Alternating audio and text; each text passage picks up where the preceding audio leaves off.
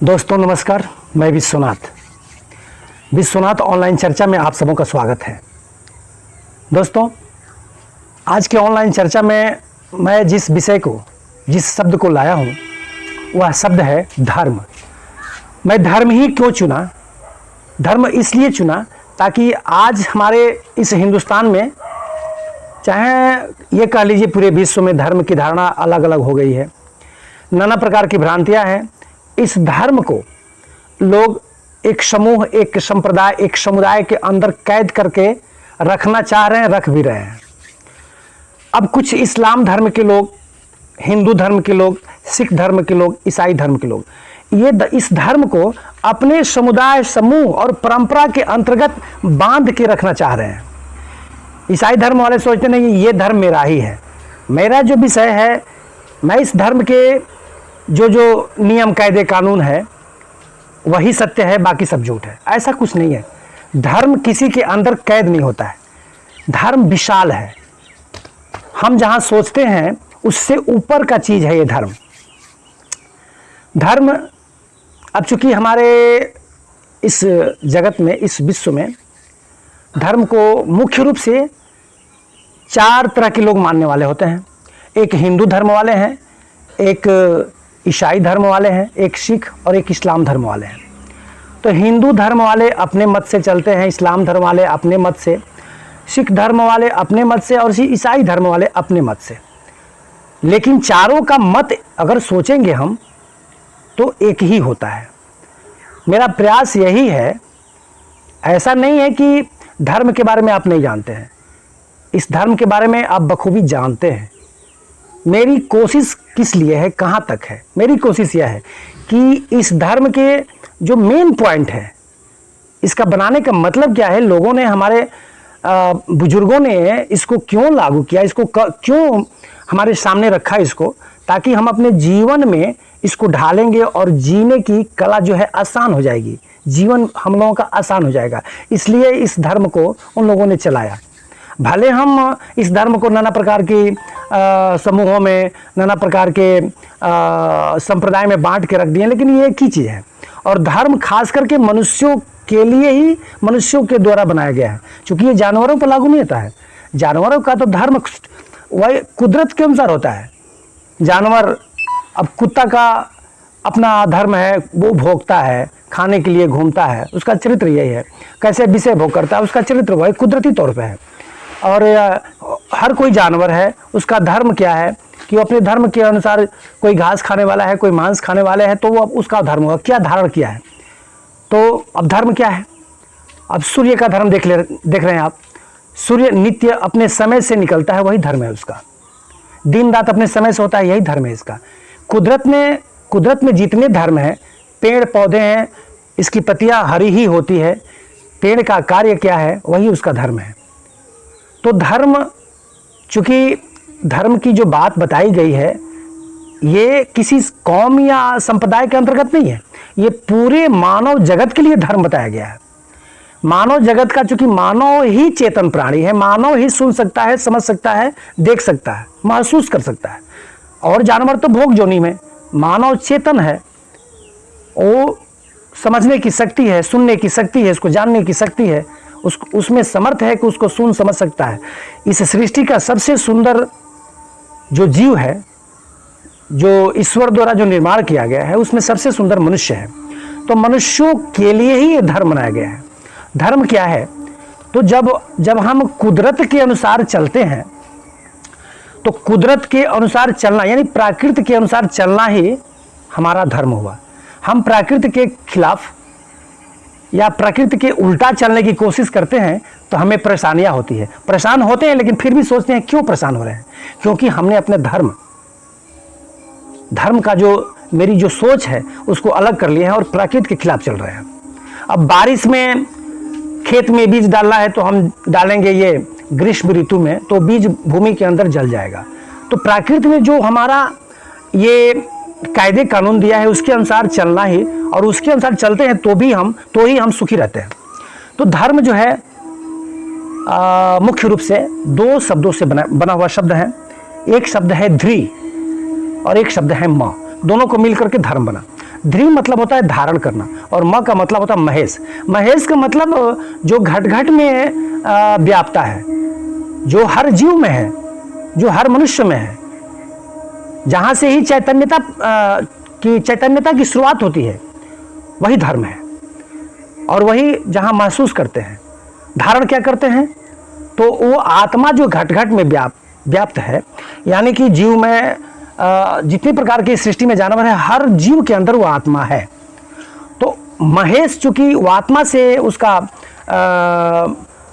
उसका लिया गया शब्द है कि महेश माने आत्मा, महाईश जो सर्वव्यापी है। तो महेश दोनों रूपों में होता है, वो निर्गुण रूप में भी है और सरगुण रूप में भी है।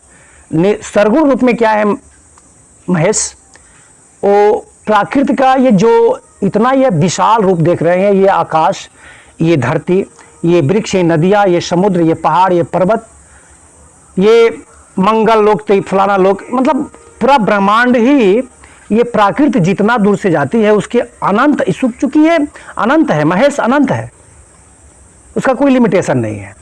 तो इस प्राकृति के अंदर जहाँ तक हमारी नजरें जाती है, यहाँ हम महसूस करते हैं, वही महेश है। तो महेश को धारण करने का मतलब प्राकृति के नियमों को धारण करना, तो उसके अनुसार चलना अपना धर्म है। जब हम इसके खिलाफ करते हैं तो अधर्म हो जाता है। खास करके हम देखते हैं हमारे हिंदुस्तान में या विश्व जगत को कह लीजिए, विश्व में 4 धर्मों को मुख्य रूप से माना गया है, चाहे इसके अनुयायी बहुतायत हैं। पहला है हिंदू, इस्लाम, सिख और ईसाई, ये 4 धर्म हैं। तो सभी धर्मों के लोग अपने अपने हिसाब से अपने धर्म को लेकर चलते हैं। इसमें कुछ भ्रांतियाँ भी हैं। अब हिंदू धर्म है, हिंदू शब्द जो है हन धातु से बना है। हन शब्द है, शब्दों का 2 रूप होता है, एक शब्द रूप, एक धातु रूप। तो हन जो है धातु रूप है। तो हंदो, हिंदू जो शब्द बना है हंदो से बना है। हंदो माने अपने अंदर जो विषय भोग है, जो झूठ, जो दूसरे से विश्वासघात करना, जो द्वेष, जो क्लेश है, इसको दूर करना। हन माने समाप्त करना, इसको दूर करना। और अध्यात्म माने आत्मा, जहाँ पे हम आत्मा का अध्ययन करते हैं। बहुत से हमारे अवतारी महापुरुष आए हैं और धर्म के बारे में समझा के गए हैं। कृष्ण ने भी गीता में, गीता का मतलब होता है गात माने शरीर, और शरीर का जिस विषय में हम अध्ययन करते हैं उसको गीता कहा गया है, जिसको आत्मा कहा गया है।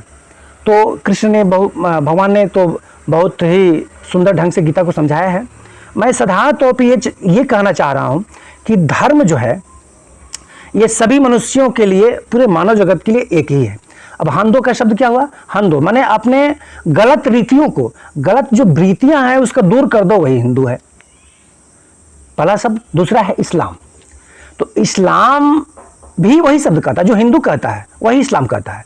अपने जो हमारे अंदर की जो खराब वृत्तियां हैं उसको दूर कर दे, हिंदू हो गया। उस तरह से इस्लाम है। इस्लाम मतलब ईस, 2 शब्द से बना है, ईस और लाम। तो ईस माने ईश्वर होता है, और लाम माने अपने आप को समर्पित कर देना। ईश्वर के सामने जो समर्पण कर देता है वो इस्लाम धर्म हुआ। और हिंदू धर्म वालों में मंदिर का महत्व है। मंदिर में भगवान विराजमान है, वहाँ जाके पूजा अर्चना करने की ये भावना है। तो हिंदू धर्म में जो मंदिर जिसका निर्माण किया गया, तो मंदिर का मतलब होता है कि जहाँ जाके मन धीर हो जाता है। मन धीर शब्द है वो, मन मतलब शांत हो जाता है। हम नाना प्रकार के संसार में हमारा मन इधर से उधर, कभी धन में, कभी दौलत में, कभी बेटा में, कभी बीवी में, कभी यहाँ वहाँ दौड़ते रहता है। मन तो हमेशा, मन की गति तो बहुत तेज है, हमेशा दौड़ती रहती है।